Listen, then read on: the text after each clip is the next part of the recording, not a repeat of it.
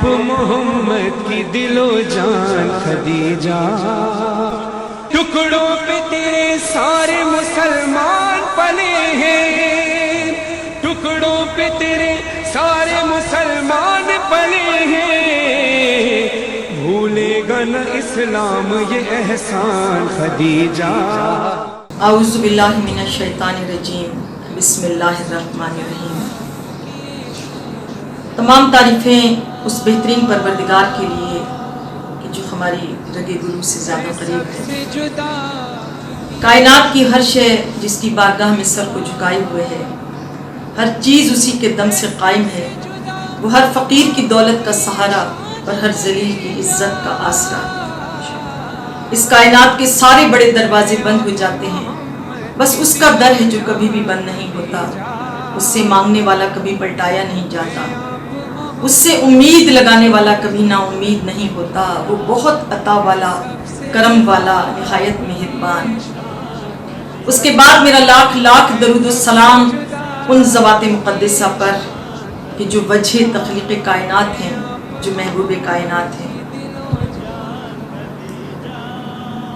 مومنات گرامی، آج میں سب سے پہلے جناب سرور کائنات حضرت محمد مصطفیٰ صلی اللہ علیہ وآلہ وسلم اور جناب فاطمہ زہرا اور اپنے امام زمانہ کی خدمت میں تعزیت پیش کرتے ہوں کہ آج 10 رمضان جناب ختیجہ کا یوم وصال ہے، اور آج مجھے کہا گیا کہ میں جناب ختیجہ کے فضائل بیان کروں، لیکن آپ تصور کیجئے گا کہ میں اپنی زبان میں وہ وسعت نہیں پاتی کہ میں اتنی عظیم ہستی پر گفتگو کا حق ادا کر سکوں۔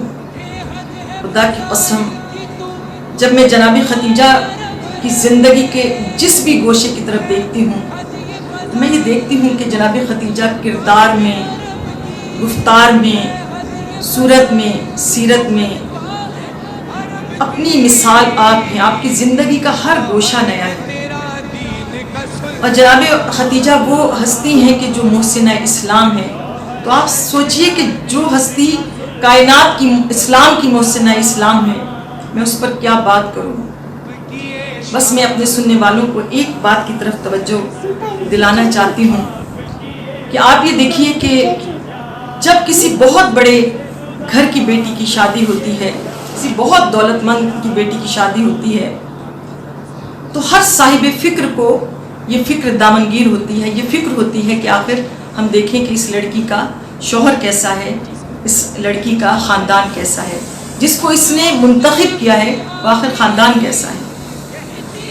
تو جب میں جناب ختیجہ سے جڑے ہوئے رشتوں کا میں جائزہ لیتی ہوں، تو آپ تصور کیجئے گا کہ مجھے یہ کہنے میں کوئی آر نہیں کہ جناب ختیجہ نے جس کا انتخاب کیا ہے نا، وہ صورت میں بھی اعلیٰ ہے، سیرت میں بھی اعلیٰ ہے۔ زبان وہ کہ جو صداقتوں کی مہر، دندان مبارک وہ کہ جو اندھیرے میں مسکرائیں تو سوئی مل جائے، اور ختیجہ کو دیکھیں تو یکسوئی مل جائے۔ لعاب دہن وہ کہ اگر کھاری کنویں میں ڈال دیں تو شیریں ہو جائے، علی کی آنکھ میں ڈال دیں تو سرخی کافور ہو جائے، اور حسنین کو پلا دیں تو علم کا طور ہو جائے۔ ہاتھ ایسے کہ جو قحط سالی میں دعا کے لیے اٹھ جائیں تو گھنگور گھٹاؤں کو گھیر لائیں۔ انگلیاں ایسی کہ جو اشارہ کر دیں تو چاند کو 2 ٹکڑے کر دیں۔ پیر ایسے کہ جو ابھی تو عرش پر ہیں اور ابھی فرش پر ہیں۔ کہتے ہیں کہ جناب ختیجہ نے اس ہستی کا انتخاب کیا ہے کہ جو مجسم قرآن ہے، جو رحمت للعالمین ہے، جن کو خدا نے طہ کہا تو طیب طاہر بنا دیا، یاسین کہا تو سید السردار بنا دیا، نون کہا تو نورانیت کا پیکر بنا دیا، قاف کہا تو قرآن ناطق بنا دیا، والقلم کہا تو اپنی مشیتوں کا حامل بنا دیا۔ اس نے کیا خوب کہا کہ سر سے لے کر پاؤں تک تنویر ہی تنویر ہے، سر سے لے کر پاؤں تک تنویر ہی تنویر ہے، جیسے منہ سے بولتا قرآن کی تفسیر ہے۔ محو حیرت ہے زمانہ مصطفیٰ کو دیکھ کر، کیسا وہ معبود ہوگا جس کی یہ تصویر ہے۔ جناب ختیجہ نے ایسا انتخاب کیا ہے، اور آپ یہ دیکھیے کہ جب ہم جناب ختیجہ کے ویسے ہی سارے خاندان کا جائزہ لیں تو میں کہتی ہوں کہ داماد ایسا پایا کہ جو ولیوں کا سردار ہے، باپ ایسا کہ جو انبیاء کا سردار، داماد ایسا کہ جو ولیوں کا سردار، بیٹی ایسی کہ جو جنت کی عورتوں کی سردار، نواسے ایسے کہ جو جوانان جنت کے سردار، اور خود قریش کی عورتوں کی سردار۔ تو سوچئے کہ جس کے گرد سرداریاں طواف کرتی ہوں اسے خدیجہ الکبریٰ کہتے ہیں۔ اور میں کہتی ہوں ہر بچے کی جنت جو ہے نا ماں کے قدموں میں ہے، لیکن جب عورتوں کی سردار کی جنت جو ہے وہ جناب خدیجہ الکبریٰ کے پاؤں میں ہے۔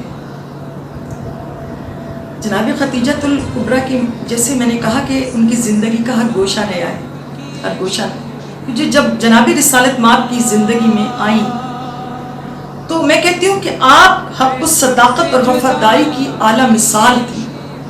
آپ نے جناب رسول خدا کو آپ نے وہ سکون عطا کیا، اور گھر کو آپ نے ایسی جنت بنایا کہ جس کی تمنا ہر میاں بیوی کرتے ہیں، ایسی جنت آپ نے گھر کو بنایا۔ آپ یہ دیکھیے کہ اتنا عشق اور اتنی محبت جناب خدیجہ الکبریٰ کی ہے رسول کریم سے، اور یہ سب کچھ جو کچھ جناب خدیجہ الکبریٰ نے کیا ہے نا وہ اسی کے لیے نہیں کیا، وہ پروردگار عالم کے حصول قرب کے لیے کیا، پروردگار عالم کی رضا کے لیے کیا۔ یہی وجہ ہے کہ جب کسی ایک زوجہ نے اعتراض کیا کہ آپ ہر وقت اسی سن رسیدہ بیوی کو یاد کرتے ہیں کہ جس میں کچھ نہیں تھا، کہ ایک مرتبہ یہ جملہ سن کر جناب رسول خدا کو جلال آ گیا اور کہا کہ مجھے خداوند عالم نے کوئی ایسی زوجہ نہیں دی کہ جو جناب خدیجہ الکبریٰ جیسی مثال ہے۔ جناب خدیجہ الکبریٰ بے مثال تھی۔ کہا کہ جب سب نے مجھے جھٹلایا انہوں نے اس وقت میری تصدیق کی۔ کہا کہ جب میرے پاس کچھ نہیں تھا جناب خدیجہ نے اپنے مال کو مجھ پر نثار کر دیا۔ جناب خدیجہ کو کہا کہ اپنے مال کو مجھ پر نثار کر دیا، اپنے مال سے میری مدد کی۔ جب سب نے مجھے ٹھکرایا جناب خدیجہ میری ہمسر بن گئی، میری ایسی ہمسفر بنی کہ سب کو چھوڑ دیا، لیکن جناب خدیجہ الکبریٰ نے مجھے نہیں چھوڑا۔ اور اس کے بعد کہا کہ جناب خدیجہ الکبریٰ کے مرتبے کو کون پہنچ سکتا ہے کہ جناب خدیجہ الکبریٰ 4 معتبر عورتوں میں جن کا شمار ہے۔ یعنی آپ دیکھیے کہ جناب فاطمہ کا سب سے اول مرتبہ ہے، سب سے پہلا مرتبہ ہے کہ کائنات کی سب سے عظیم خاتون جناب خدیجہ الکبریٰ اس بیوی کی ماں ہے، جناب خدیجہ الکبریٰ۔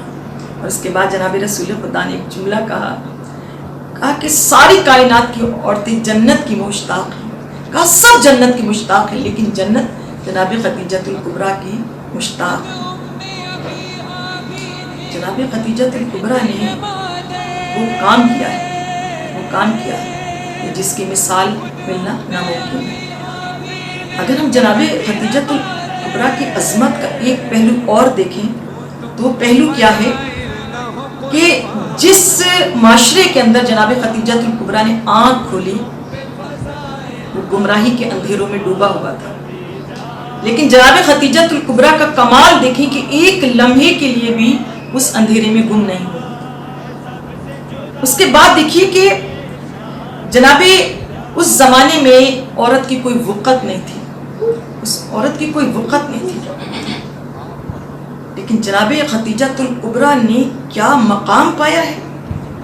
اس وقت کسی عورت کی کوئی عزت نہیں تھی، جبکہ جناب خدیجہ الکبریٰ جو ہیں وہ ملکۃ العرب کہلائیں۔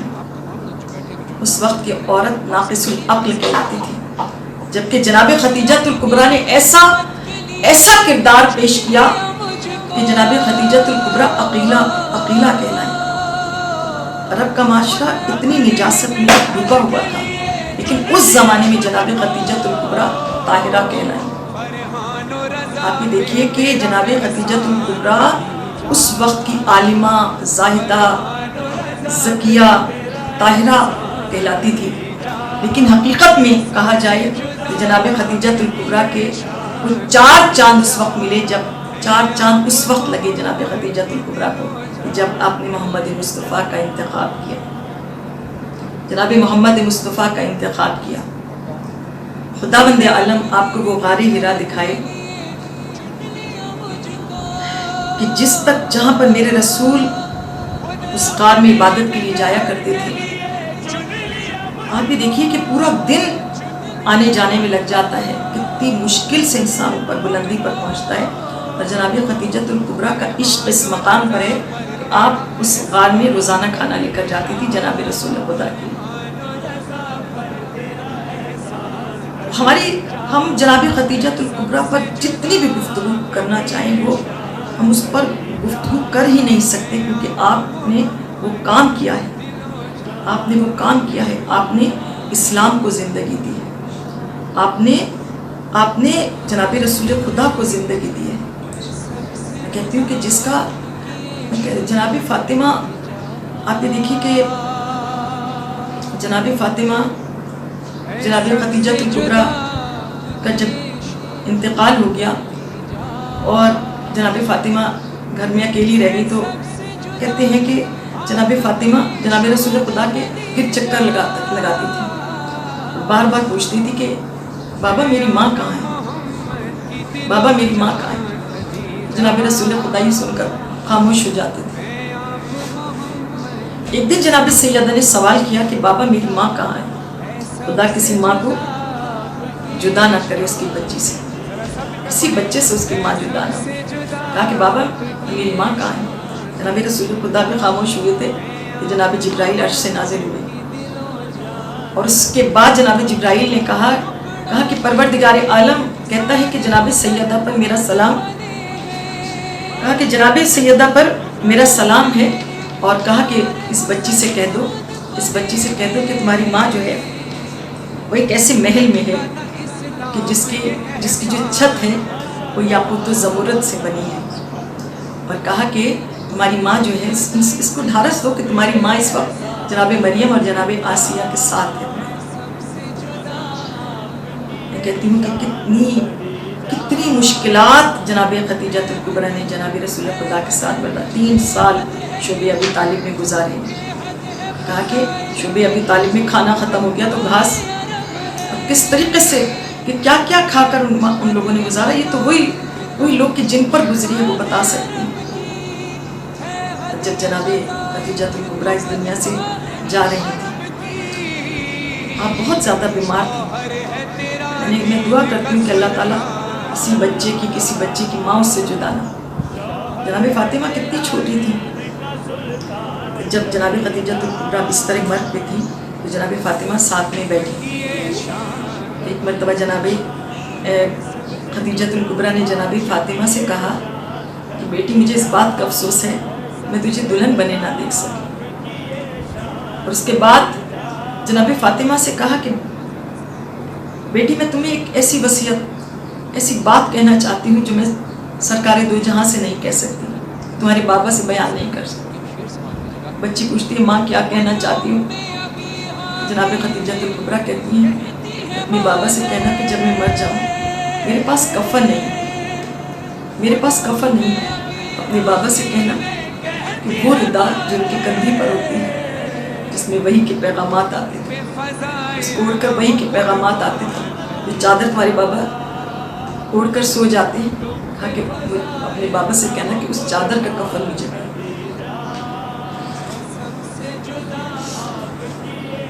جناب فاطمہ نے جناب رسول خدا سے کہا کہ اماں کی خواہش ہے جب میں مر جاؤں تو اپنی چادر کا کفن مجھے دیجیے گا. جب جناب خدیجۃ الکبریٰ کے پاس جناب رسول خدا آئے تو ایک ماں کو کتنی فکر ہوتی ہے اپنے بچوں کی. جناب خدیجۃ الکبریٰ بار بار جناب رسول خدا سے ہی کہتی تھی یا رسول اللہ میری فاطمہ چھوٹی ہے، میرے مرنے کے بعد فاطمہ اکیلی رہ جائے گی.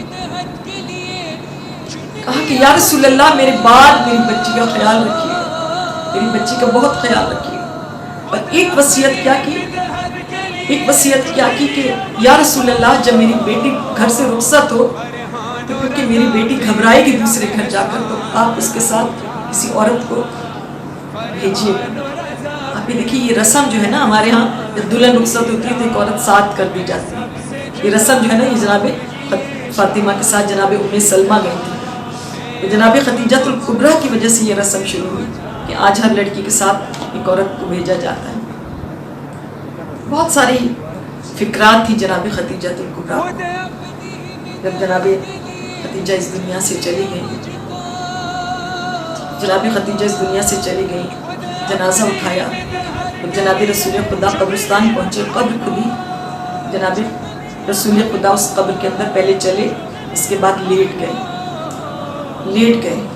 اور جب جناب خدیجہ کو سپرد خاک کیا تو جناب رسول خدا نے اس قبر کی طرف دیکھ کر کہا کہ اے قبر جان لے کہ یہ زوجہ رسول ہے، یہ محسن اسلام،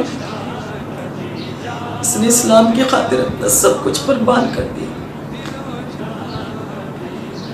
اس کو بہت آرام سے قبر میں رکھا، اس کو کوئی تکلیف نہیں. کہتے جناب رسول خدا نے یہ دعا کی. کون مقابلہ کر سکتا ہے، کون برابری کر سکتا ہے جناب خدیجۃ الکبریٰ کی. جب آپ قبرستان سے واپس آئے تو آپ نے دیکھا کہ جناب فاطمہ ایک کونے میں بیٹھی رو رہی ہے، ایک کونے میں بیٹھ کر رو رہی ہے. باپ اپنی بیٹی کے آنسو کیسے برداشت کر سکتا تھا.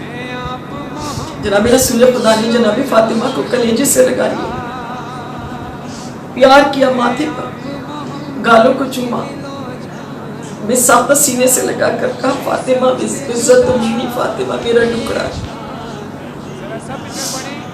بار بار تسلی کے لیے کہا. کہتے تھے میں تمہارا بابا ہوں نا، تمہارا میں خیال رکھوں گا. آپ سوچ سکتے ہیں کہ جناب سیدہ کا کتنا خیال رکھا ہوگا جناب رسول خدا نے، کتنی محبت کی ہوگی، کتنی شفقت کی ہوگی. کبھی جناب فاطمہ کو اکیلا نہیں چھوڑا ہوگا. جب میں ساری باتیں میں پڑھ رہی ہوں نا، میرا دل چاہتا ہے میں جناب سیدہ سے کہوں کہ میری شہزادی آپ بہت خوش نصیب تھے کہ آپ کی ماں اس دنیا سے گئی تو آپ کے بابا آپ کو چاہنے والے تھے، آپ کے بابا آپ کا غم بٹانے والے تھے، آپ کے بابا آپ کو پیار کرنے والے تھے. لیکن ایک نظر کربلا کے میدان میں آئی ہے، ایک نظر کربلا کے میدان میں آ کر دیکھی 4 سال کی بچی جس کے بابا کا سر کٹ چکا ہے. 4 سال کی بچی ہے، اس کی ماں بھی گلے نہیں لگا سکتی، اس کی ماں بھی اس کی گالوں کو چوم نہیں سکتی، اس لیے کہ اس کے ہاتھ پسے پشت پر دے. اس بچی کے مسائل کو دیکھیے کہ